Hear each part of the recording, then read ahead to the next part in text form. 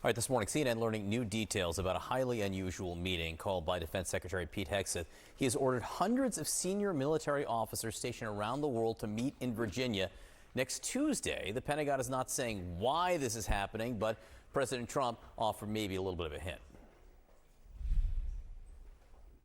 It's good you act like this is a bad thing.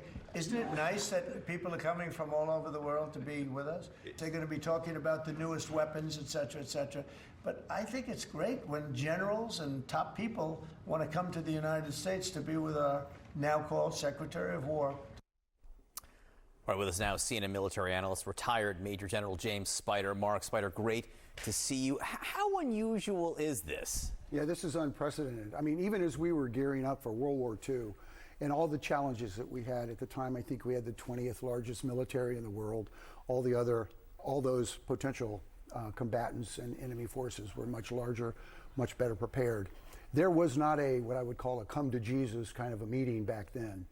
And there certainly hasn't been a requirement to do that subsequently. So this is unprecedented, and quite honestly, none of us know what this is really for.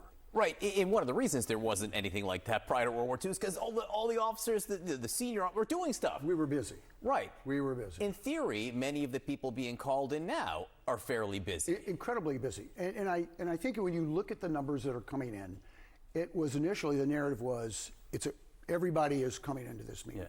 Certainly commanders that are in the field, that are underway, deployments that are extant, those that are about to start, they won't be interrupted. There will be senior flag officers, both admirals and generals, that will remain in charge. They'll send their subordinate to go to this meeting. So there's no readiness issue. So the point here is there's no readiness issue in terms of our overall military posture globally. It's going to be A-OK. So you heard what the president said, it sort of was, but how much sense does that make? And we're just speculating, but what do you think it could be? Well, it's not. I mean, as the president said, everybody gets together. Again, kind of an unusual gathering of upwards of 600, 700 dudes. All of us kind of know each other fairly well. There will be a lot of introductions. That's not the point. The issue really is, what is the objective of this meeting? What is the subject and the verb that we're going to try to accomplish? Is it a pat on the back? Operational tempo is up. There's a lot going on. Are we in a pre-war situation? So I want your input in terms of how we don't get into expanded conflicts. Is it we're going to expand our engagement in what we're doing in Europe? Our Indo-Pac remains a high priority, if not the priority. We want to make sure China doesn't get adventurous and decides to invade Taiwan. So these could be the topics. I simply do not know. Every general officer I've ever met absolutely respects the civilian control over the U.S. military. Every general officer I've ever met also is really headstrong.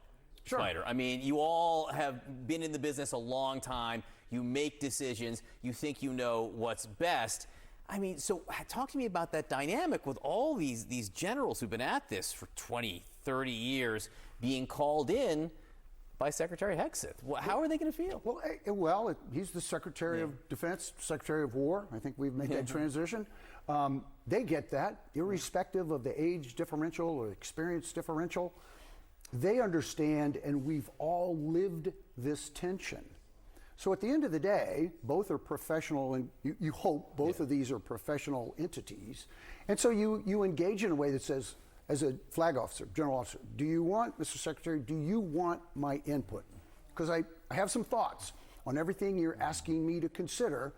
I think I'd like to provide that input. Would you like that? And if the answer is no, I want you to be quiet and sit down.